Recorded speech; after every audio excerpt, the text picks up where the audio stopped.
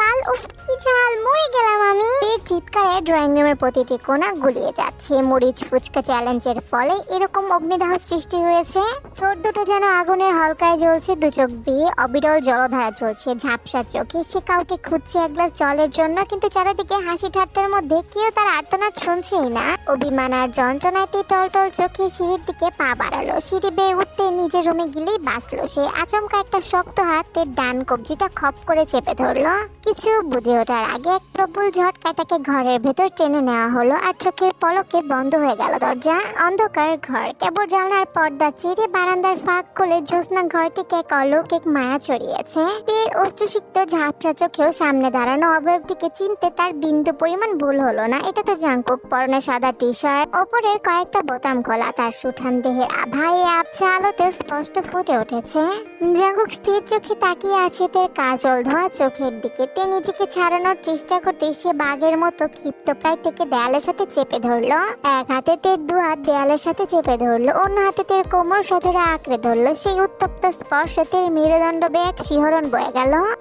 Jungkook ভাইয়া, ছাড়ুন আমাকে প্লিজ।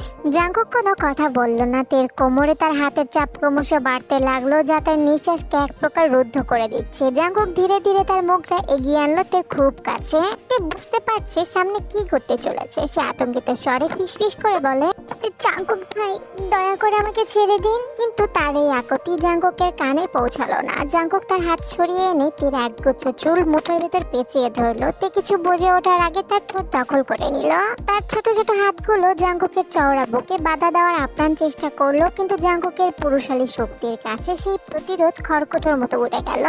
চুমুর সেই গভীরতায় তে অনুভব করলো তার শরীরের প্রতিটি রন্ধ্রে রন্ধ্রে যেন এক প্রলয়ঙ্কারী ঝড় বয়ে যাচ্ছে।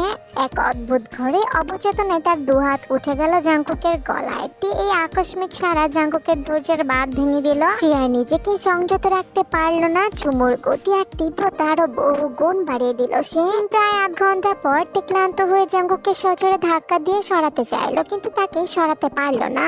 বরং জাঙ্কুক আরো হিংস্র ভাবে তাকে দেয়ালের সাথে শক্ত করে চেপে ধরলো। হঠাৎই তে নিচের ঠোঁটে কামড় বসিয়ে দেয়। ব্যথার তীব্রতায় তে শিউরে উঠলো এক অদ্ভুত নেশায়। কেউ কাউকে ছাড়লো না। আরো কিছুক্ষণ উন্মাদনা চলার পর তে সর্বশক্তি দিয়ে ঠেলে জাঙ্কুককে কিছুটা দূরে সরিয়ে দেয়। কিন্তু বিচ্ছেদের সেই অবকাশ দীর্ঘস্থায়ী হলো না। মুহূর্তের মধ্যে জাঙ্কুক আবারও তাকে দেয়ালের সাথে আটকে ফেললো। তার ঘন ঘন উষ্ণ নিঃশ্বাস তীর মুখে আছড়ে পড়ছে। তীর লজ্জায় ভয়ে চোখ বন্ধ করে নেয়। জাঙ্কুক তার কাঁধের ওপর থেকে পোশাক সরিয়ে উন্মাদের মতো চুমু দিতে শুরু করলো। তীর তখন দিকশূন্য অবস্থা, শরীর কাঁপছে থরথর করে। জাঙ্কুকের প্রতিটি নিঃশ্বাস তার ত্বকে যেন উষ্ণ আগুনের পরশ ছড়িয়ে দিচ্ছে। অদ্ভুত এক অজানা অনুভূতির ভেতরটাকে নাড়িয়ে দিল। জাঙ্কুকের এই উন্মাদনা যেন তীর সত্তার গভীর পর্যন্ত কাঁপন তুলে দিচ্ছে। সেই গভীর আর তৃষ্ণাত চুম্বনের মাঝে জাঙ্কুক তীর নরম ত্বকে নিজের অধিকারের স্থায়ী চিহ্ন এঁকে দিল। এমন কঠিন রূঢ় স্পর্শে তীর ব্যথায় ছটফট করছে। ব্যথায় চোখ দিয়ে নোনা জল গড়িয়ে পড়তে লাগলো, অথচ সেই জল মুছিয়ে দেওয়ার মতো হুঁশ তখন কারোই ছিল না। নিশায় ভূত হয়ে থাকা সেই যুবকের তখন হিতাহিত জ্ঞান শূন্য অবস্থা। তের কোমল দেহ ব্যথায় হাহাকার জাগলেও জাঙ্কুকের তত ভ্রুক্ষেপ নেই। সে নিজের উন্মাদনা চরিতার্থ করতে ব্যস্ত। এমন রূঢ় অথচ নিশাতুর স্পর্শ তে আগে কখনো অনুভব করেনি। ব্যথার তীব্রতায় সে ছটফট করে উঠল, প্রাণপণে চাইলো এই মরণ কামড় থেকে মুক্তি পেতে। কিন্তু তার আর্তনাদ মুখ ফুটে বের হওয়ার আগে জাঙ্কুক সজোরে কামড় বসিয়ে দেয় তার গলার ভাঁজে। কিন্তু সেই যন্ত্রণার শব্দটুকু পূর্ণতা পাওয়ার আগে জাঙ্কুক তার নরম ঠোঁটকে নিজের অধীনে নিয়ে নিল। কোনো রাগজাক না কেড়ে ঠোঁটে ঠোঁট চেপে ধরল, থেকে নিজের করে নিতে লাগলো। শির দ্বারা বয়ে যেন এক অদ্ভুত শীতল স্রোত বয়ে গেল। তার শরীরের সমস্ত শক্তি যেন নিমিষেই কর্পূরের মতো উবে গেল। পাথরের মূর্তির মতো থ মেরে দাঁড়িয়ে রইল মেয়েটা।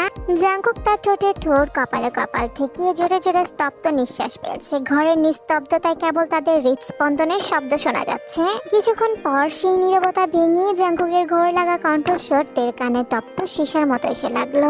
আমার অজানা প্রেমের নাম তুই, আমার আমরণ তৃষ্ণা নিবারণের কারণ তুই, আমার নেশা তুই, আমার জান তুই। ঠিক সেই মুহূর্তে পৃথিবী থেকে বিচ্ছেদের সুর বেঁচে উঠলো। কারো কণ্ঠস্বর ভেসে আসলো দরজার ওপাশে। কেউ জাঙ্কুককে ডাকছে।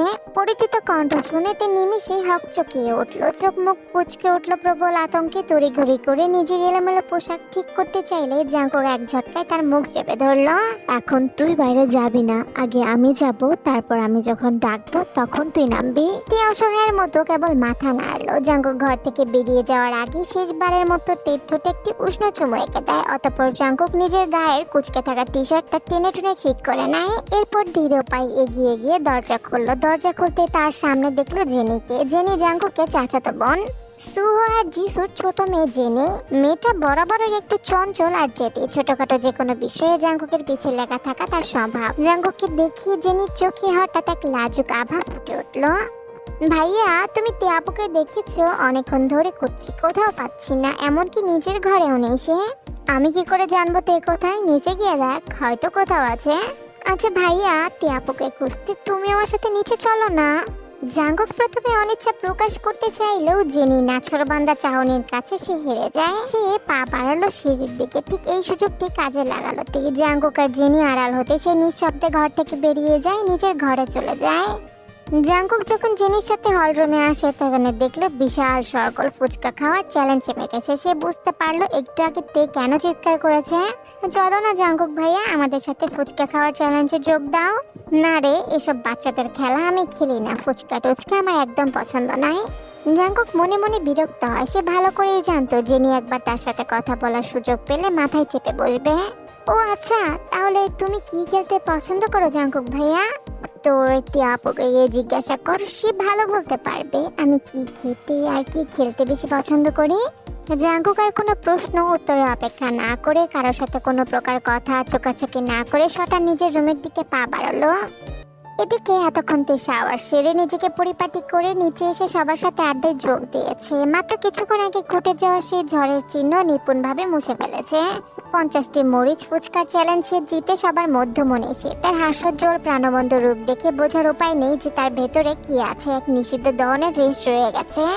দীর্ঘ কয়েক মাস পর বাড়ির সকল মামাতো ফুফাতো ভাই বোনেরা আজ একসাথে হয়েছে। হলরুম জুড়ে আনন্দ উল্লাসের জোয়ার বয়ে গেছে। কিম নামজুন আর কিম সবজিনের একমাত্র মেয়ে হলো তে। অন্যদিকে তের বড় মামা সুবিন ইয়ঞ্জুনের একমাত্র ছেলে জাঙ্কুক। তের ছোট মামা সুহো জিসুর 2 সন্তান, বড় ছেলে সুগা আর ছোট মেয়ে হচ্ছে জেনি। পারিবারিক এই মিলন মেলায় আজ শুধু হাসি আর আড্ডার গুঞ্জন। রাত প্রায় 11টা ছুঁই ছুঁই। চারপাশে নেমে এসেছে এক অদ্ভুত নিথর নীরবতা। বিকেলে ঘটে যাওয়া সেই অতর্কিত ঘটনায় ভার যেন এখনো পাথরের মতো বুকের ওপর চেপে আছে।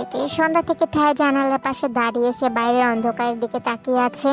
শীতল বাতাস বারবার এসে তার এলোমেলো চুলের গোছা মুখের ওপর আছড়ে ফেলছে, কিন্তু সেগুলো সরানোর ন্যূনতম ইচ্ছেটুকু তার নেই। চোখের পাতাগুলো যন্ত্রণায় ভারী হয়ে উঠেছে। অবশেষে বাঁধ ভাঙলো। এক ফোঁটা নোনাল জল ঠুপ করে গড়িয়ে পড়লো গাল বেয়ে। দৃষ্টি বাইরের দিকে স্থির থাকলেও তার মনে পড়ে আছে অতীত বর্তমানে সেই জটিল গোলক ধাঁধায়। প্রতিটি স্মৃতি আজ বিষাক্ত কাটার মতো হৃৎপিণ্ডে বিচ্ছে। আনমনে এক অদ্ভুত হাহাকার মেশানো কণ্ঠে ফিস ফিস করে উঠল তে। ভুল হোক বা ইচ্ছে করেই হোক, এটা কি করলাম আমি? এটা কি হয়ে গেল আমার সাথে? এমনটা তো হওয়ার কথা ছিল না। কেন বারবার আপনি আমাকে এই কঠিন পরীক্ষার মুখে ঠেলে দিচ্ছেন জাঙ্কুক ভাই? আমি তো সব সময় আপনার কাছে থাকতে চেয়েছিলাম। তখন তো আপনি আমাকে চাননি, প্রতি মুহূর্তে শুধু অবহেলাই করে গেছেন। আমার দিকে তাকালেও যেন আপনার কষ্ট হতো। আর আজ যখন আমি সবকিছু ভবিষ্যৎ মেনে নিজেকে গুছিয়ে নিয়েছি, তখন কেন আপনি আবার ফিরে এলেন? কেন চাইছেন আমাকে? কথাগুলো বলতে বলতে তের কণ্ঠস্বর বুঝে এলো। বুকের ভেতর নিঃশ্বাস আটকে আসতে চাইলো, তবু সে থামলো না। আমি কি খুব সহজলভ্য বলে আমার কাছে আসা এত সহজ মনে হচ্ছে? যখন ইচ্ছে হবে তখন আসবেন, আবার যখন ইচ্ছে হবে না তখন দূরে ফেলে দেবে। আমি কি কোনো খেলার পুতুল নাকি ভেবেছেন আমার ওপর জোর খাটানো যায় বলেই আপনি এতটা সাহস হয়ে উঠেছেন? দরকার নেই, আমার জীবনে আপনার মতো কাউকে দরকার নেই। আমি আপনাকে চাই না। শেষ কথাটা উচ্চারণ করতে তে কান্নায় ভেঙে পড়লো। রাতের শীতল হাওয়া জানলার পর্দা দুলিয়ে তার চোখের জলে ভেজে গেল সবকিছু। যেন প্রকৃতি নিঃশব্দে তাকে সান্ত্বনা দেওয়ার বৃথা চেষ্টা করছে। সেই ঠিক চরম মুহূর্তে তে অনুভব করলো তার কোমরে এক ধীর হাতের স্পর্শ। তের বুকের ভেতরটা এক মুহূর্তের জন্য যেন থমকে গেল। শরীরের রক্ত যেন মুহূর্তে হিমশীতল বরফে পরিণত হলো। আতঙ্ক আর কৌতূহলের এক অদ্ভুত মিশ্রণে সে ধীর পায়ে পেছনে ফিরল। সামনে তাকাতেই তার দৃষ্টি আটকে গেল জাঙ্কুককে দেখে। কালো রঙের ঢিলে ঢালা এক টি শার্টে জাঙ্কুকের সুঠাম শরীরে ঢাকা, কিন্তু তার চোখে মুখে খেলা করছে এক রহস্যময় গভীরতা। কিছু বুঝে ওঠার আগে জাঙ্কুক তাকে পাজা কোলে তুলে নিল। কি কি করছেন জাঙ্কুক ভাই? নামান আমাকে, কেউ দেখে ফেললে সর্বনাশ হয়ে যাবে। আমি চাই না আমার জন্য দুই পরিবারের মান সম্মান নিয়ে আবার অশান্তি শুরু হোক। দয়া করে আপনি আমাকে নামিয়ে দিন। লোক লজ্জার ভয় নেই আপনার? এতক্ষণে জাঙ্কুকের মৌনতা ভাঙলো। তার সেই স্বভাবজাত গম্ভীর স্বরে ধীরলয়ে বলে, কি হয়েছে? এত চেঁচাচ্ছিস কেন? তুই ভালো করেই জানিস আমার লজ্জা টজ্জা নেই, তাহলে নতুন করে কেন জিজ্ঞাসা করছিস? আশ্চর্য, আমি কি করে জানবো আপনার স্বভাব? আর কে হন আপনি যে এত অধিকার ফলাচ্ছেন? আমি তোর ভালোবাসা। মোটেও না। আর আপনি আমাকে এক্ষুনি নিচে নামান। আমি কি কোনো ছোট বাচ্চা মেয়ে নাকি? নামান বলছি। শত অনুনয় চটফটানি জাঙ্কুকের কানে পৌঁছালো বলে মনে হলো না। তার ভেতরে সুপ্ত আগ্নেয়গিরি যেন আজ হঠাৎই জেগে উঠেছে। জাঙ্কুকের চোখের মনি দুটো স্থির হয়ে গেল। সেখানে জমাট বেঁধেছে এক আদিম গভীর নেশার ঘন কুয়াশা। তার চাহনি দেখে বুঝতে পেরেছে, বুঝতে পারলো এই চাহনি স্বাভাবিক নয়। লজ্জার ভয় মেশানোর তীব্র অনুভূতিতে চোখ নামিয়ে নেয়। জাঙ্কুক ভাই, ছাড়ুন আমাকে। যদি না ছাড়ি তাহলে? আরে আমার তো খুব খিদে পেয়েছে, নিচে যাবো, ছাড়ুন আমায়। তোর নিচে যেতে হবে না, তোর বুঝি খুব খিদে পেয়েছে? আমি তোকে এখন যা খাওয়াবো তাতেই তোর পেট ভরে যাবে। তোকে আর কষ্ট করে নিচে যেতে হবে না, বুঝলি? কি বলছেন এসব আপনি? আমাকে নামিয়ে দিন, সত্যি খিদে পেয়েছে। তীর কথা যেন জাঙ্কুকের কানে পৌঁছালোই না। তার দৃষ্টিতে তখন কেবল অধিকারের ছায়া। সে আবারও তোর খুব কাছাকাছি মুখ নিয়ে ফিস করে বলে, আমি যা খাওয়াবো জাস্ট একবার মুখে নিয়ে, পুরোটা নিতে হবে না, জাস্ট একবার টেস্ট করে দেখ। আই সোয়ার তে এটা টেস্ট তোর মুখ থেকে আর জীবনেও সরবে না। কি বলছেন কি আপনি? আমাকে প্লিজ নিচে নামিয়ে দিন, প্লিজ। জাঙ্কুক আর কোনো কিছু শোনার অপেক্ষা করলো না। পাজা কোলে থেকে দেখি বিছানায় আলতো করে শুইয়ে দিল। বিছানার নরম স্পর্শেতে শিউরে ওঠার আগে জাঙ্কুক এক হাত দিয়ে নিজের টি শার্টের উপরে বোতামগুলো আলগা করে নিল। জাঙ্কুকে সুঠাম দেহের বিশাল ছায়ায় ঢাকা পড়ে গেল তার ক্ষুদ্র অবয়ব। জাঙ্কুকে সে তৃষ্ণান্ত দৃষ্টি আটকে রইল তার কম্পিত ঠোঁটের দিকে। সে ধীরে ধীরে ঝুঁকে এলো তার খুব কাছে, যেন নিজের পূর্ণায়ত্তে নিতে চায় এই অবুঝ নরম ঠোঁট জোড়াকে। প্রথমে হতবম্ব দিশেহারা হয়ে পড়ল। তে মুহূর্তের মধ্যে টের পেল এক অদ্ভুত জাদুকরী আকর্ষণ। জাঙ্কুকের শরীর থেকে বেশি আসে সেই মাদকাসক্ত কস্তুরীর সুগন্ধ, যার জন্য তার মাথা ঝিমঝিম করে তুলেছে। তার সমস্ত প্রতিভা, সমস্ত জেদ যেন এক অদৃশ্য ঘোরের কাছে ধীরে ধীরে হার মানতে শুরু করেছে। কিন্তু সেই মুহূর্তের মধ্যে ঘরের সেই রুদ্ধশ্বাস পরিস্থিতি বদলে গেল আচমকা করিডোর থেকে ভেসে আসা কারো কণ্ঠস্বর থেকে। কে যেন অস্থির হয়ে থেকে ডাকছে। সে ডাক শুনে তার হোশ ফিরল, সাথে সাথে বুকের ভেতরটা কেঁপে উঠল। সম্মোহন টুটে যেতে সে এক ঝটকায় জাঙ্কুককে মৃদু ধাক্কা দিয়ে বিছানা ছেড়ে উঠে দাঁড়ালো। ব্যাকুল কণ্ঠে মিনতি করলো, জাঙ্কুক ভাই প্লিজ, আপনি এক্ষুনি এখান থেকে চলে যান। কেউ যদি এই অবস্থায় আমাদেরকে দেখে ফেলে তবে আর রক্ষে নেই, অনেক বড় সমস্যা হয়ে যাবে। আপনাকে আমার দোহাই লাগে, প্লিজ এখান থেকে আপনি চলে যান। এমন কথা শুনে জাঙ্কুক কোনো উত্তর দিল না। আর সেই পাথুরে মৌনতা যেন আরো বেশি ভয়ঙ্কর হয়ে উঠলো। সে কেবল গভীর তৃষ্ণার্ত দৃষ্টিতে তার চোখের দিকে তাকিয়ে রইল। তে যখন পাশ কাটিয়ে বেরিয়ে যেতে চাইলো, ঠিক তখনই জাঙ্কুকে এক হাতে তার কোমর টেনে ধরলো, নিজের বুকে শক্ত করে ধরলো। তে কিছু বুঝে ওঠার আগে জাঙ্কুক তার ঠোঁট ডুবিয়ে দিল তের ঠোঁটে এক অবাধ্য তীব্র দাবিদার চুম্বন নিয়ে। সেই চুমুর গভীরে হঠাৎই জাঙ্কুক আলতো করে তে নিজের ঠোঁটে দাঁত বসিয়ে দেয়। সেই কামড়ে কোনো ঘৃণা ছিল না, কেবল ছিল ভালোবাসা। ব্যথা শিহরণের এক তীব্র অনুভূতিকে তে গলা চিরে চাপা এক নিঃশ্বাস বেরিয়ে এলো। চিৎকার করতে চেয়েও সে যেন পারলো না। শরীর আর মনের এক অসম লড়াই এতে সর্বশক্তি দিয়ে জাঙ্কুককে দূরে সরিয়ে দেয়। জাঙ্কুক এবারও কিছু বলল না। তার ঠোঁটের কোণে কেবল এক চিলতে রহস্যময় হাসি ফুটে উঠল। বিজয়ীর মতো একবার তার বিধ্বস্ত চেহারার দিকে তাকিয়ে মুচকি হেসে নিঃশব্দে ঘর থেকে বেরিয়ে গেল। নিজের অন্ধকার ঘরে একা বসে আছে জাঙ্কুক। চারপাশ নিস্তব্ধ, কেবল তার আঙুলের ফাঁকে ধরা সিগারেটের আগুনটা মাঝে মধ্যে লাল হয়ে জ্বলে উঠছে। সে সাধারণত সিগারেট ছুঁয়েও দেখে না, এটা তার অভ্যেস নয়। কিন্তু যখনই মনের ভেতরটা এলোমেলো হয়ে যায় তখনই সে ধোঁয়ায় আড়ালে নিজেকে আঁকড়ে নেয়। একটার পর একটা ধোঁয়ার কুণ্ডুরে উঠছে। জাঙ্কুক তাকিয়ে আছে শূন্য, যেন সেই সাদা ধোঁয়ার মাঝে নিজের কষ্টগুলো গড়িয়ে দিতে চাইছে। কেন এমন করছিস আমার সুইট হার্ট? আমি তো সবই করেছি তোর ভালোর জন্য, তুই কেন সবসময় আমাকে ভুল বুঝিস? একবারও জানতে চাইলি না কেন আগে আমি এরকম করেছিলাম, অথচ আমি তো একটা প্রতিশ্রুতির বাঁধনে আটকে আছি। তাই তোকে বলতে পারছি না, কিন্তু তাই বলে তুই কি একবারও জানতে চাইবি না আমার কাছে? শেষ টান দিয়ে সিগারেটটা নিভিয়ে দিল জাঙ্কুক। হাতটা কাঁপছিল হালকা, ধীরে ধীরে উঠে দাঁড়ানোর চেষ্টা করলো সে, কিন্তু শরীরটা যেন তার কথাই শুনছে না, মাথাটা ভারী হয়ে আছে, চোখ দুটো ঝাপসা। কয়েক পা এগোতেই হঠাৎ পা জড়িয়ে গেল, তার মুহূর্তের মধ্যে ধপাস করে পড়ে গেল বিছানার উপর। শুয়ে থেকে বিড়বিড় করে আওড়ালো, এ শুধু জাঙ্কুকের জন্য আমার হতেই হবে তোকে, তুই শুধু এই জীবন জাঙ্কুকের, আর কারো নয়। দুপুর প্রায় 1টা। কিংবাড়ির অন্দরমহল ছাপিয়ে রান্নাঘর থেকে ভেসে আসছে রকমারি পদের মধুসূর ঘ্রাণ। ক্ষুধার্ত দুপুরে সে জিভে জল আনা সুবাস যেন মনকে আরো ব্যাকুল করে তুলছে। রান্নাঘরে আছে উৎসব মুখর পরিবেশ, দুই যা মিলে সুন্দর করে রান্না করছে। ভাবি, যে পদগুলো রান্না হয়ে গেছে সেগুলো কি আমি ডাইনিং টেবিলে গুছিয়ে রেখে আসবো? আচ্ছা যা যেসু, তবে সাবধানে রাখিস। ভাবি, একটা কথা জানার ছিল, বড় ভাই আর সুগার আব্বু কোথায় গেছে? সকাল থেকে তো কাউকেই দেখতে পাচ্ছি না, জরুরি কোনো কাজে বেরিয়েছে কি? হ্যাঁ, ওরা তো সকালে নাস্তা সেরে বেরিয়ে গেছে। আমাকে বলে গেল আজকে অফিসে নাকি গুরুত্বপূর্ণ একটা মিটিং আছে, ফিতে দেরি হতে পারে ওদের। ও তাই বলো? আমি তো শুধু শুধু চিন্তা করছিলাম। তা ভাবি, জাঙ্কুক কোথায়? ওকে তো সকাল থেকে একবারও দেখলাম না। কোথায় আর থাকবে, ঘরে খিল দিয়ে, হয়তো এখনো কুম্ভকর্ণের মতো ঘুমাচ্ছে। ছেলেটা সকাল থেকে এখনো দানা পানি মুখে নেয়নি। ঠিক সেই মুহূর্তেই চপল পায়ে রান্নাঘরে ঢুকলো জেনি। তার ডাগর চোখে খাবারের দিকে অদম্য লোভ যেন আবার লুকানো যাচ্ছে না। উফ, তোমরা আজকে কি রান্না করছো? গন্ধে তো মাতোয়ারা হয়ে যাচ্ছি। খিদেটা যেন 4 গুণ বেড়ে গেল আমার। তাড়াতাড়ি খেতে দাও না আমায়। তুই টেবিলে গিয়ে বস, আমি তোর জন্য খাবার নিয়ে আসছি, ঠিক আছে? জেনিমা শোন না, তুই তো ওপরের দিকে যাচ্ছিলি, যাওয়ার পথে জাঙ্কুককে একটু ডেকে দিস তো। ছেলেটা সকাল থেকে না খেয়ে আছে, এখন অন্তত যেন নিচে আসে। ইয়নজনের অনুরোধে জেনির কাছে যেন মেঘনা চাইতে বৃষ্টির মতো। জাঙ্কুকের কাছে যাওয়ার কোনো বাহানা তো সে সবসময় মনে মনে খুঁজে বেড়ায়, বড় আম্মুর হুকুম যেন সেই সুযোগটা তাকে পেয়েই দিল। ফুরফুরে মেজাজে জেনি গুনগুন করতে করতে সিঁড়ির দিকে এগিয়ে গেল। ওইদিকে জাঙ্কুক তখনও গভীর ঘুমে আচ্ছন্ন। গত রাতে সেই অশান্ত চিন্তা, মনের ওপর চেপে থাকা তীব্র চাপ, আর একটার পর একটা সিগারেট পুড়িয়ে নিজেকে শান্ত করার ব্যর্থ চেষ্টা, সব মিলিয়ে তার শরীর আজকে যেন ভেঙে পড়েছে। ঘাটের ওপর যেন এক প্রকার অসাড় হয়ে পড়ে আছে, দু চোখ শক্ত করে বোঝা, কপালে জমে আছে বিন্দু বিন্দু ঘাম। বিছানার পাশে অবহেলায় ছড়িয়ে ছিটিয়ে পড়ে আছে সিগারেটের খালি প্যাকেট।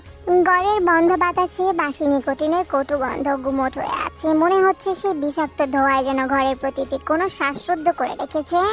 জেনি পা টিপে টিপে জাঙ্কুকের রুমের সামনে এসে দাঁড়ালো। দরজায় আলতো করে কয়েকবার টোকা দিয়ে মৃদু স্বরে ডাকলো, কিন্তু ভেতর থেকে কোনো সারা শব্দ নেই।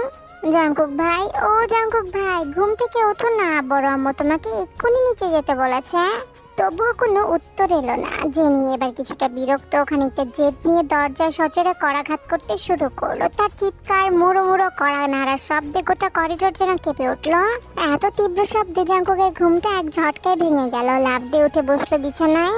কিন্তু রাতভর অতিরিক্ত ধূমপানের প্রভাবে মাথাটা মুহূর্তেই চক্কর দিয়ে উঠলো। মনে হলো যেন মস্তিষ্কের ভেতর কেউ হাতুড়ি পেরাচ্ছে। জেনির এরকম চরম চিৎকারে জাঙ্কুক বেশ বিরক্ত হলো। রাগান্বিত কর্কশ স্বরে সে ভেতর থেকে চিৎকার করে বলল, কি হয়েছে? চিৎকার করছিস কেন? কতবার ডাকলাম তোমায়, খেয়াল আছে কয়টা বাজে? বড় আম্মু নিচে ডাকছে তোমাকে, তাড়াতাড়ি আসো। এই বলে জেনি গটগট করে সেখান থেকে চলে যায়। জাঙ্কুক 2 হাতের তালু দিয়ে নিজের ভারী হয়ে থাকা মাথাটা চেপে ধরলো। জাঙ্কুক নিজেকে কিছুটা সামলে নিয়ে বিছানার মাথার বালিশটা ঠেস দিয়ে ধপাস করে বসে পড়লো। বেড সাইড টেবিল থেকে ফোন নিয়ে সময় দেখতে শুরু করে। মাত্র 1টা বাজে, আর এই মেয়েটা এমন চিৎকার জুড়ে দিল যেন দুনিয়া উল্টে গেছে। একদম কানের 12টা বাজিয়ে দিল। ফাজিল মেয়ে কোথাকার। নিজের উপর জমে থাকা রাগটা জেনির উপর ঝেড়ে বিছানা ছাড়লো। জাঙ্কুক ওয়ার্ড্রোব থেকে তোয়ালেটে বের করে কাঁধে ফেলে ঘুমট ঘরের সব জানালা খুলে দিল। সোজা শাওয়ার নিতে ওয়াশরুমে চলে গেল। বেশ কিছুক্ষণ পর শাওয়ার শেষ করে ভেজা চুল মুছতে মুছতে বের হয়ে এলো। সে আয়নার সামনে দাঁড়িয়ে নিজেকে বিধ্বস্ত চেহারাটা একবার দেখলো। এরপর আলমারি থেকে একটা কালো গ্যাবার্ডিং প্যান্ট আর ধবধবে সাদা শার্ট বের করে দ্রুত গায়ে জড়িয়ে নেয়। ভেজা চুলগুলো হাত দিয়ে একবার ঠিকঠাক করে সাইড টেবিল থেকে ঘড়িটা কবজিতে পরে নিল। পরিপাটি হয়ে অবশেষে নিজের ঘর থেকে বেরিয়ে পড়লো জাঙ্কুক। সিঁড়ি দিয়ে জাঙ্কুকের ধীর পায়ে নিচে নামার শব্দ ডাইনিং রুম পর্যন্ত পৌঁছে গেছে। নিজে তখন সবাই খাবার টেবিলে বসে পড়েছে, হরেক রকম রান্নার মোমো গন্ধে গোটা ঘর তখন উৎসব মুখর হয়ে গেছে। এখন ঘুম থেকে ওঠার সময় হলো মিস্টার জিয়ন, খাওয়া দাওয়া শিখে তুলে দিয়ে 3 রাত ঘুমালে কি চলবে আপনার? আসলে মা, রাতে একটু দরকারি কাজ ছিল, ওটা শেষ করতে করতে অনেক রাত হয়ে গেছে, তাই সকালে উঠতে দেরি হয়ে গেল। আচ্ছা ওইসব কৈফিয়ত পরে দিচ্ছি, আগে আমাকে কিছু খেতে দাও তো, ক্ষুধা পেয়েছে। খিদে তো পাবেই, সকাল থেকে তো দানা পানি কিছুই পেটে পড়েনি, সব রান্না করাই আছে, আমি এক্ষুনি বেড়ে দিচ্ছি, দাঁড়া। ভাবি, বড় আপারা কি ঠিকঠাক পৌঁছে গেছেন? একবার ফোন করে জেনে নিলে ভালো হতো না? হ্যাঁ জিসু, আমি কল করেছিলাম, ওরা তো প্রায় 1 ঘন্টা আগেই বাসায় পৌঁছে গেছে।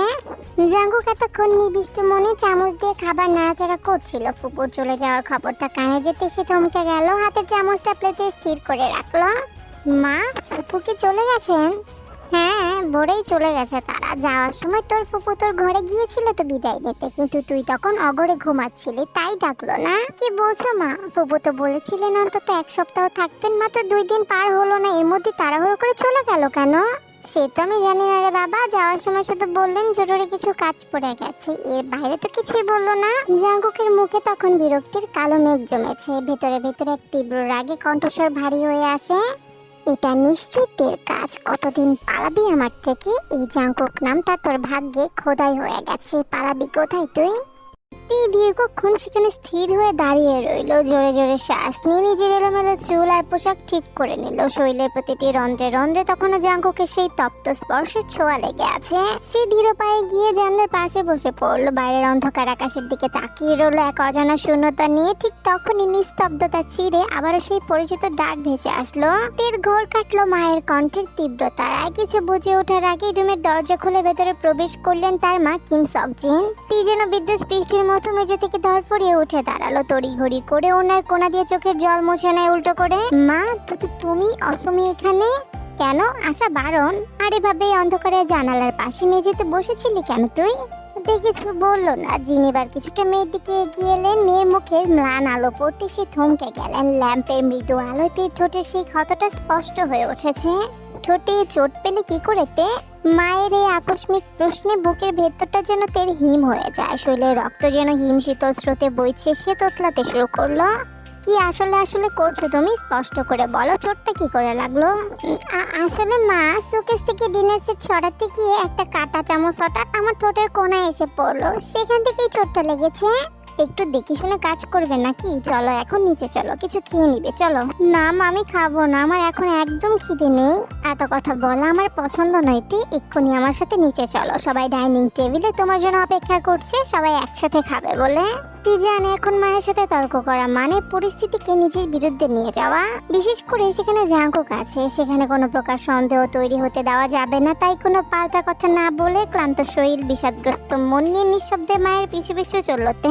রাত তখন 11:55। ডাইনিং টেবিল জুড়ে টুংটাং শব্দের সাথে হালকা মশলার সুবাস ভাসছে। বাড়ির সবাই রাতে খাবারের নিমগ্ন, তৃপ্তির সাথে কেউ খাচ্ছে, কেউ টুকটাক গল্পে ব্যস্ত, কিন্তু ব্যস্ততার মাঝেও এক কোণ যেন একদম স্থির হয়ে আছে। ডাইনিং টেবিলের এক পাশে জাঙ্কুক, তার ঠিক মুখোমুখিতে মাথা নিচু করে প্লেটের দিকে তাকিয়ে আছে। তার শরীরে ভঙ্গিতে আছে এক প্রকার অস্বস্তি স্পষ্ট। সে জানে এই মুহূর্তে সব থেকে বড় অস্বস্তির কারণ তার সামনে বসে আছে। অপরদিকে জাঙ্কুক খাচ্ছে বটে, তবে তার মনোযোগ খাবারের চেয়ে তের দিকে বেশি। একজোড়া স্থির চোখের পাতা না ফেলে সে এক নাগারে তাকিয়ে আছে তের ঝুঁকে থাকা মুখের দিকে। এক সময় টের পেল সেই তপ্ত চাহনি, তার হৃৎপিণ্ডের গতি যেন খানিকটা বেড়ে গেল। অস্বস্তিতে একবার জলে নড়ে বসলো, প্লেট থেকে ভাত মুখে তুলে অতি সাবধানে বারবার খেয়াল রাখছে ঠোঁটের কোণে সেই ছোট্ট ক্ষতটার দিকে। তরকারি ঝাল লেগে যদি জ্বালা উঠে যায়, তের ভীরু চোখ জোড়া একবার ওপরের দিকে উঠছে না। জাঙ্কুকের দৃষ্টি সরিয়ে নিল না, বরং ঠোঁটের কোণে মিটিমিটি রহস্যময় হাসিটা আরো গাঢ় হলো। ডাইনিং টেবিলের বাকিরা যে যার মতো খাচ্ছে, কথা বলছে, ভিড়ের মাঝে যেন এই মুহূর্তটা শুধু দুজনের। তিজন এবার চোখের ইশারায় জাঙ্কুককে প্রশ্ন করলো, খাবার খাচ্ছেন তো খাবার খান না, কিন্তু আমার দিকে এভাবে অসভ্যর মতো তাকিয়ে আছেন কেন মিস্টার জিয়ান জাঙ্কুক? জাঙ্কুক নির্বিকার সামনের চেয়ারটা অ্যাশ করে বসে আছে। সে হাতে ধরা চামচ খাবার মুখে তুলছে বটে, কিন্তু তার তীক্ষ্ণ দৃষ্টিতে একটুও সরছে না। সেই দৃষ্টি এতটাই মায়াবী আর স্থির, যেতে আপ্রাণ চেষ্টা করে নিজেকে ছাড়িয়ে রাখতে পারলো না। মুহূর্তের মধ্যে তার চোখে সেই অজানা ভাষা পড়ে ফেল জাঙ্কুক। এবার খুব নিচু স্বরে নিজের মনে বিড়বিড় করে উঠল, ওরে আমার জঙ্গলি ম্যাও, একদম জঙ্গলি ম্যাওর মতো দৃষ্টি তোর। না, জঙ্গলি ম্যাওয়ের থেকে ভয়ঙ্কর তোর দৃষ্টি। চোখ দিয়ে রাগ ঝাড়লে নাকি আমার বুকের ভেতরটা ঝাড়লে তুমি? শুধু চোখের ইশারায় রাগ দেখিয়ে তুই আমার মনকে ঘায়ল করে দিলি। রাগে যখন তোর চোখ জ্বলে ওঠে কি অদ্ভুত সুন্দরী না লাগে তোকে। যে নারীর চোখ এত ভয়ঙ্কর রকমের সুন্দর আর যার দৃষ্টির তীক্ষ্ণতা এত বেশি, যার দৃষ্টি ছুরির ধারকেও হার মানায়, সে নারী নিঃসন্দেহে একজন জন্মগত দক্ষ খুনি। মনে হচ্ছে এক্ষুনি তোর এই জোড়া চোখের আগুনের শিখায় নিজেকে জ্বালিয়ে পুড়িয়ে ছারখার করে দেয় আমার জঙ্গলি মেয়াও। আমাকে চোখ দিয়ে ঘায়াল করা হচ্ছে, দাঁড়া তোকে এক্ষুনি দেখাচ্ছি মজা। জাঙ্কুকের ঠোঁটে রহস্যময় দুষ্টু হাসি। জাঙ্কুক এবার ধীরে ধীরে বাম ব্রুটি খানিকটা উপরে তুললো, এবার একটা অদ্ভুত ইশারা দিল থেকে। মুহূর্তের মধ্যে তের বুক ধক করে উঠলো। জাঙ্কুকের সেই ইশারায় যেন তের শরীর জুড়ে বিদ্যুতের ঝলক বয়ে গেল। চোখ মুখে অপ্রস্তুত এক ঝড় নেমে এলো। জাঙ্কুকের দৃষ্টি সামলাতে না পেরে দ্রুত চোখ নামিয়ে নিল। সে মন দিল খাবারের দিকে, কিন্তু হাত পা যেন নিজের কথাই শুনছে না, কাঁপছে অকারণে। কেনই বা কাঁপবে না? চারপাশে পরিবারের সবাই উপস্থিত, যদি কেউ দেখে ফেলে। পরিস্থিতি সামলাতে তাড়াহুড়ো করে হাতের কাছে যা পেল তা না ভেবেই পুরোপুরি মুখে পুরে নিল। কিন্তু কথাই আছে না, বিপদ কখনো কাউকে বলে কয়ে আসে না। তীর ক্ষেত্র তার ব্যতিক্রম হলো না। অজান্তে গোস্তের ঝোলের তরকারি থেকে এক টুকরা গোস্ত সে মুখে পুরে নিল। সেই গোস্তের ঝোল ঝাল দিয়ে সরাসরি লেগে গেল ক্ষতস্থানে। মুহূর্তেই যেন সবকিছু বদলে গেল। তীব্র জ্বালায় তের বুক চিরে বেরিয়ে এলো খুসখুসে কাশির শব্দ। কাশির সঙ্গে সঙ্গে জালের দহন যেন গভীরে পৌঁছে গেছে। উফ, জ্বলে গেল মা, জ্বলে গেল। ডাইনিং টেবিলের পরিবেশটা মুহূর্তেই থমকে গেল। সবাই খাওয়া থামিয়ে ছুটে এলো তের দিকে। সবার আগে এগিয়ে এলো জাঙ্কুকের মা আর তের মা দুজনেই। তে কোনো কথা বলতে পারলো না। ব্যথায় চোখ দিয়ে টুপটাপ নোনা জল গড়িয়ে পড়তে লাগলো গাল বেয়ে। মনে হয় তরকারির ঝোলটা ঠোঁটের কাটা জায়গায় লেগেছে। চল মা, তাই এরকমটা হচ্ছে। ওয়াশ বেসিনে গিয়ে মুখটা ধুয়ে নিবি তুই। সে কি, ঠোঁটে কি করে চোট পেলে তুমি? তে কোনো কথা না বলে দৌড়ে ওয়াশ বেসিনের কাছে গিয়ে মুখে ঠান্ডা পানি দিতে লাগলো বারবার। কিছুক্ষণ পর সে ধীরে ধীরে টেবিলে ফিরে আসে, চুপচাপ বসে পড়লো। এদিকে তে আসার আগে জাঙ্কুক আবার শেষ করে উঠে গেছে। তখনই জাঙ্কুকের বাবা তেকে বলে, তে মা তুমি ঠিক আছো তো? দাঁড়াও, আমি জাঙ্কুককে বলছি তোমাকে যেন ডাক্তার দেখিয়ে নিয়ে আসে। না বড় মামা, দরকার নাই, আমি একদম ঠিক আছি। এই বলে তে আবার খাওয়া দাওয়া শুরু করে দিল। প্রায় 30 মিনিট পর সবাই খাওয়া শেষ করে যার যার ঘরে চলে যায়। পুরো বাড়ি নিস্তব্ধ, কেবল অন্ধকারে বাতাসে মৃদু শো শো শব্দ শোনা যাচ্ছে। তে বিছানায় শুয়ে আছে। ঠোঁটে ব্যথার ঝাঁজটা বারবার মনে করিয়ে দিচ্ছে জাঙ্কুকের দেওয়া আঘাতের কথা। ঠোঁট নড়াতেই টান টান যন্ত্রণায় শরীর কেঁপে উঠলো তার। আয়নায় না দেখেও বোঝা যাচ্ছে কাটা জায়গা সেরে উঠতে সময় লাগবে বেশ। সে চোখ বন্ধ করলো, কিন্তু মনে শান্তি নেই। হঠাৎ করে কিছুক্ষণ আগের ঘটনা বারবার মাথায় ফিরে আসে। কান্নায় ভেঙে পড়লো সে। এটা কি হচ্ছে আমার সাথে? কেন জাঙ্কুক ভাইকে দেখলি সব ভুলে যাই আমি? কেন কেন মনে হয় আমি অন্য এক ভ্রমের মধ্যে আছি? তের বুক কেঁপে উঠলো। জাঙ্কুকের উন্মাদনা, তার অদ্ভুত ভালোবাসার প্রকাশ, সবই যেন তাকে তাড়া করছে। অথচ সে জানে এই অনুভূতিগুলোর প্রশ্রয় দেওয়া ভয়ঙ্কর ভুল হবে তার। আচ্ছা, জাঙ্কুক ভাই হঠাৎ আমায় এত কাছে টেনে নিল কেন? এত তাড়াতাড়ি আমার প্রতি ভালোবাসা জন্মালো কিভাবে? এগুলো নিশ্চয়ই ভান নাকি ফাঁদ? আগে তো আমার দিকে ফিরেও তাকাতো না, এখন ভালোবাসার নামে আমাকে অবরুদ্ধ করছে কেন? ব্যাখ্যা নেই, কোনো উত্তর নেই আমার কাছে। শুধু আকস্মিক চুমু, তারপর আবার নীরবতা। অদ্ভুত মানুষ তো উনি। কিন্তু আমি হার মানবো না। অপমানের শাস্তি আপনাকে দিতেই হবে। বয়সের তুলনা দিয়ে আমার ভালোবাসাকে ছোট করে পাগলামি বলে উড়িয়ে দেওয়ার মূল্য যে আপনাকে পেতেই হবে মিস্টার জাঙ্কু। তিলে তিলে যেমন আমাকে কষ্ট দিয়েছে, তেমনি তিলে তিলে আমি আপনাকে পোড়াবো। ভাবনার অবিরাম ঝড়ে ভেসে যেতে যেতে এক সময় তে ক্লান্ত শরীর আর টিকতে পারলো না। চোখের পাতাগুলো ধীরে ধীরে নুয়ে এলো। সমস্ত অস্থিরতা গিয়ে পড়লো ঘুমের মধ্যে। সে নিজের কোলে টেনে নিল। পরন্ত বিকেলে সে মায়াবী সময়। শহরের আকাশ জুড়ে তখন গাঢ় কমলা, লালচে আভার মাখামাখি। উঁচু দালানের আড়ালে সূর্যটা ঢলে পড়তে ব্যস্ত। রাস্তায় হর্নের শব্দ আর ধুলোর উড়াউড়িটা যেন এক ছায়ায় ঢাকা পড়ে গেছে। সারাদিনের কর্মব্যস্ততা শেষে শহরটা যখন ধীরলয়ে রাতের প্রস্তুতির জন্য নিঃশ্বাস ফেলছে, ঠিক তখনই এক অদ্ভুত প্রশান্তি নেমে এসেছে কিম বাড়ির ছাদে। সেই স্নিগ্ধ বিকালে ছাদে একা বসে আছে তে। ধবধবে সাদা সোফায় শরীরটা এলিয়ে দিয়ে যেন আকাশের বিশালতা নিজেকে সঁপে দিয়েছে। বাড়ি ফেরার পর শাওয়ার নিয়ে খাওয়া দাওয়া সেরে ভেজা চুল শুকাতে ছাদে এসেছে সে। কিন্তু শরতের এই শীষ বিকালের আকাশ আর হিমেল হাওয়ায় পরশ তাকে নিচে নামতে দিল ছিল না। আকাশটাও যেন একরাশ মুগ্ধতা নিয়ে তীর অপেক্ষাতে ছিল। বাতাসের মৃদু দোলা তীর কানের কাছে পিস পিস করে গান গেয়ে যাচ্ছে। তীর সেই ছোট্টবেলা থেকে প্রকৃতির প্রেমী, চোখ বুজে আকাশের দিকে মুখ তুলে সেই মুগ্ধ স্বরে বিড়বিড় করে উঠল, কি অপরূপ তুমি প্রকৃতি, তোমার এই শান্ত আবহাওয়া, তোমার আদিগন্ত সৌন্দর্য, সবই যেন এক জাদুকরী ঘর। ইস, কেউ যদি পুরো পৃথিবীটা আমাকে ঘুরে দেখাতো, আমি তোমার প্রতিটি রূপ খুব কাছ থেকে দেখতে চাই, ছুঁয়ে দেখতে চাই তোমার এই স্নিগ্ধতাকে। কথাগুলো বলতে বলতে তে এক গভীর আচ্ছন্নতায় ডুবে গেল। বিকেলে সে নরম রোদ, বাতাসের শীতল স্পর্শে তার ক্লান্ত চোখের পাতাগুলো একসময় বুঝে এলো। প্রকৃতির অমক মায়ে আচ্ছন্ন হইতে সেই ছাদের সোফাতে নিঃশব্দে গভীর ঘুমে তলিয়ে গেল। সে জানতই না শহরের অন্য প্রান্ত থেকে এক অশান্ত ঝড় ও তার এই শান্ত ঘুমের ব্যাঘাত ঘটাতে ঝড়ের গতিতে ছুটে আসছে। বেশ কিছুক্ষণ পর হঠাৎ আকাশের বিশাল বুক জুড়ে নেমে এলো কালো ঘন মেঘ, যেন নিপুণ কোনো শিল্পী পরম যত্নে গাঢ় ছায়া এঁকে দিয়েছেন। চারপাশে বইছে মাতাল হাওয়া, আর থেকে থেকেই মেঘের মৃদু গর্জন জানান দিচ্ছে এক প্রসন্ন প্রলয়ের। ছাদের এক কোণে সোফায় তখনও গভীর ঘুমে আচ্ছন্নতে বাতাসের তোড়ে গাছের পাতাগুলো কাঁপতে শুরু করে দিয়েছে, যেন এই মুহূর্তে আকাশের বাঁধ ভেঙে বৃষ্টি নেমে আসবে। তখনই দূরে কোথাও বজ্রপাতের ক্ষীণ শব্দে তন্দ্রা ভেঙে গেল। তীর চোখ মেলতে এক অপ্রার্থিব দৃশ্য তার নজরে এলো। আকাশ তো কালো মেঘে ঢাকা, চারিদিকে এক অদ্ভুত স্তব্ধতা, কেবল বাতাসের দীর্ঘশ্বাস কানে বাজছে। পাখিরা ডানা ঝাপটে অস্থির হয়ে ফিরছে নিজের আপন নীড়ে। রাস্তার মানুষজন তড়িঘড়ি করে গুটিয়ে নিচ্ছে তাদের কাজ। ঠিক সেই মুহূর্তে আকাশে ঝরল বৃষ্টির প্রথম ফোঁটা। সেই শীতল স্পর্শেতে শরীরটা একেবারে কেঁপে উঠল। অবচেতন মনে দোলাতিলা করছে না আনন্দ। বৃষ্টির এই আকুলতায় কারো খুব কাছাকাছি যাওয়ার এক তীব্র তৃষ্ণা অনুভব করলো সে। চোখ বুঝতে মনের আয়নায় ভেসে উঠলো জাঙ্কুকের সেই নিশাতুর মুখশ্রী। ঘাবড়ে গেল। নিজের অনুভূতির সাগরে ডুবিতে গিয়ে অতীতের ক্ষতগুলোর কথা মনে করে শিউরে উঠলো সে। তৎক্ষণাৎ চোখ মেলে ছাদের রেলিং এর দিকে নিচে তাকাতে তের হৃদস্পন্দন যেন মুহূর্তের মধ্যেই থমকে যায়। বাড়ির পেছনের দিকটা এখান থেকে স্পষ্ট দেখা যায়। সেখানে কালো প্যান্ট, সাদা শার্টে দাঁড়িয়ে আছে দীর্ঘদেহী পুরুষ। তে তো থমকে গেল। এ কি তার মনের ভ্রম নাকি কোনো মায়াবী কল্পনা? নিজের চোখ দুটো দু হাতেই রোগড়ে ধরে আবারও তাকালো সে। না, ভুল নয়, এ তো স্বয়ং জাঙ্কুক ভাই। বৃষ্টির পানিতে জাঙ্কুকের চোখের পাপড়িগুলো ভিজে ভারী হয়ে গেছে, তবুও তার সেই নির্বিশেষ তীক্ষ্ণ দৃষ্টি কেবল তের দিকে স্থির আছে।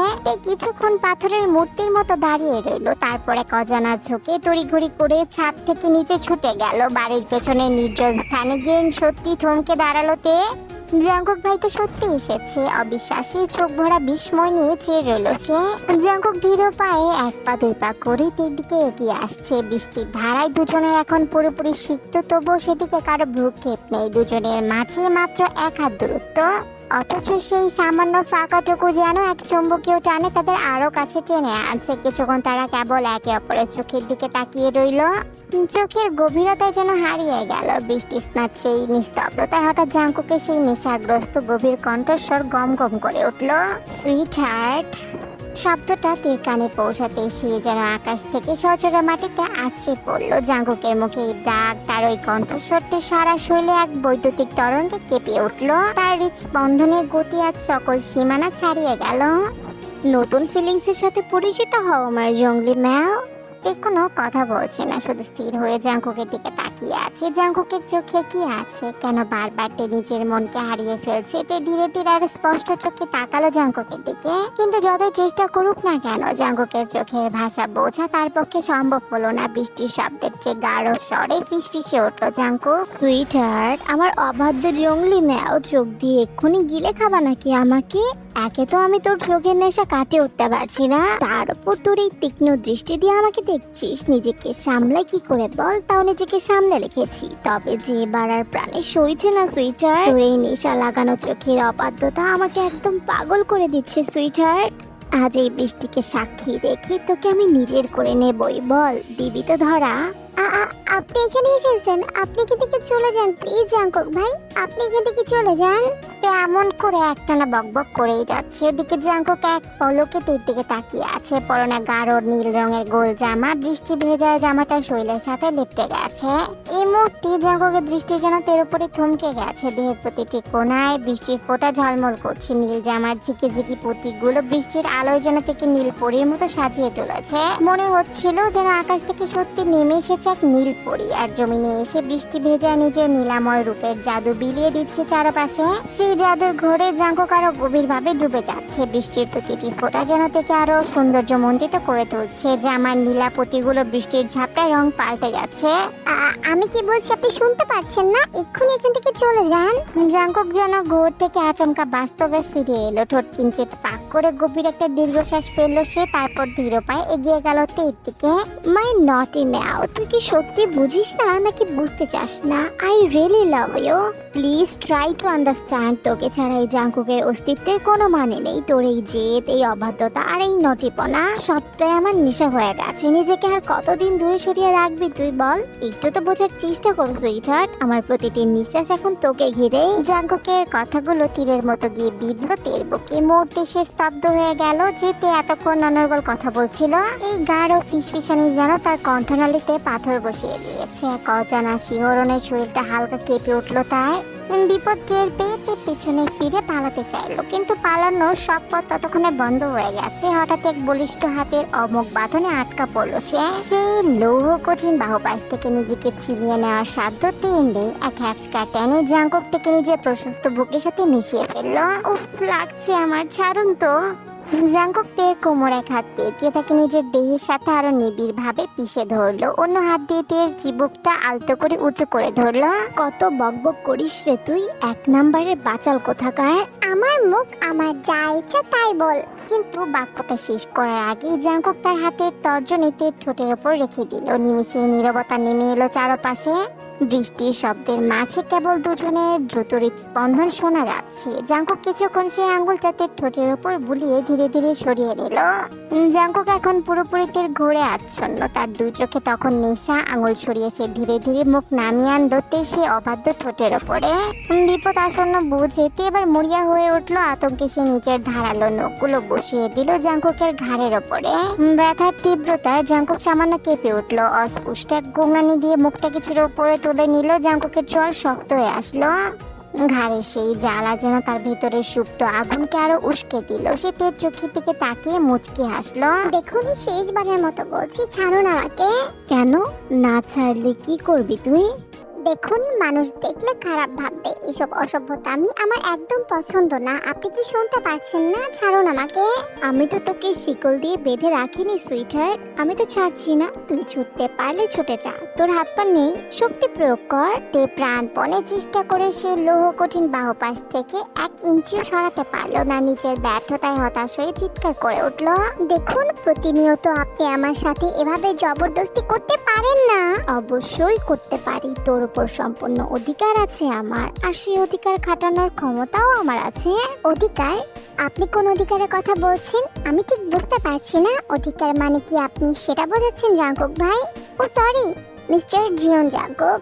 নিজের পূর্ণ নামের এরকম বিদ্রোপান্তক উচ্চারণ যেন জাঙ্কুকের বুকের ভেতর সরাসরি বিষাক্ত তীর হয়ে বিঁধল। তে বুঝতে পারলো সে একটু বেশি বলে ফেলেছে। এখন যদি আবারও পাগলামি শুরু করে দেয় তাহলে কি হবে? তে ভাবনা শেষ হওয়ার সুযোগ পেল না। জাঙ্কুক এক অমানসিক শক্তিতে তের কোমর আরো শক্ত করে আঁকড়ে ধরলো। তের পাতলা শরীরটা এক ঝটকায় নিজের তপ্ত আর ভেজা বুকের সাথে পিষিয়ে ফেললো। কি বললি তুই? আমি অধিকার মানে বুঝি না, আজ তোকে হাড়ের মধ্যে বুঝিয়ে দেব অধিকার কাকে বলে আর কিভাবে তা আদায় করে নিতে হয় সেটা জানে এই জিওন জাঙ্কুক চৌধুরী। জাঙ্কুকের সেই গম্ভীর কণ্ঠস্বর, চোখের মরণ নেশা দেখে তে হৃৎপিণ্ড থেকে পাঁচরের হাড় চিরে বেরিয়ে আসতে চাইলো। ভয়ের এক শীতল স্রোত তার মেরুদণ্ড দিয়ে নেমে গেল। থেকে নিজের বাহুপাশ থেকে সমসাময়িক মুক্তি দিল। জাঙ্কুক ধীর হাতে তার শার্টের বোতামগুলো একে একে খুলতে শুরু করলো। প্রতিটি বোতাম খোলার সাথে সাথে উন্মোচিত হচ্ছিল তার সুগঠিত পেশিবহুল জিমে গড়া শক্তপোক্ত শরীর। বৃষ্টির অবাধ্য ফোঁটাগুলো তার তপ্ত ফর্সা ত্বকে আছড়ে পড়ে গড়িয়ে পড়ছে নিচে। বিজলির আলো সেই তিক্ত শরীরে আর সুন্দর দেখাচ্ছে। সে বাঘের মতো ধীর পায়ে সামনে এগোচ্ছে। ওদিকে তে হরিণের মতো 1 পা 2 পা করে পিছিয়ে যাচ্ছে। যখনই তে ঘুরে দৌড়ে পালাতে চাইবে তখন এক ঝটকে জাঙ্কুক তাকে নিজের উন্মুক্ত তপ্ত বুকের সাথে আষ্টে পৃষ্ঠে জড়িয়ে ধরলো।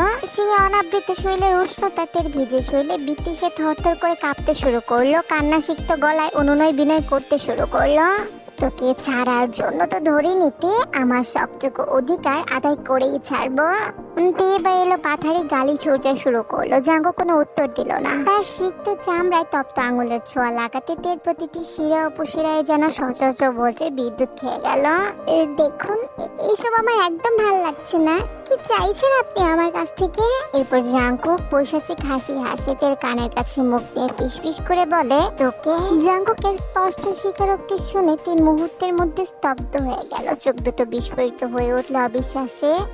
জাঙ্কুক ধীরে ধীরে তার দিকে ঝুঁকে এলো। তের বুকের ভেতর ধুকপুক শব্দ আরো বেড়ে উঠলো। হঠাৎই সে তের কাছে নাকের সাথে নাক আলতো করে ঘষতে শুরু করলো। তের সারা শরীর কেঁপে উঠলো। তার ভারী নিঃশ্বাস পড়ছে। তের মুখের উপরে গাল বেয়ে গড়িয়ে যাচ্ছে সেই উষ্ণতার ছোঁয়া।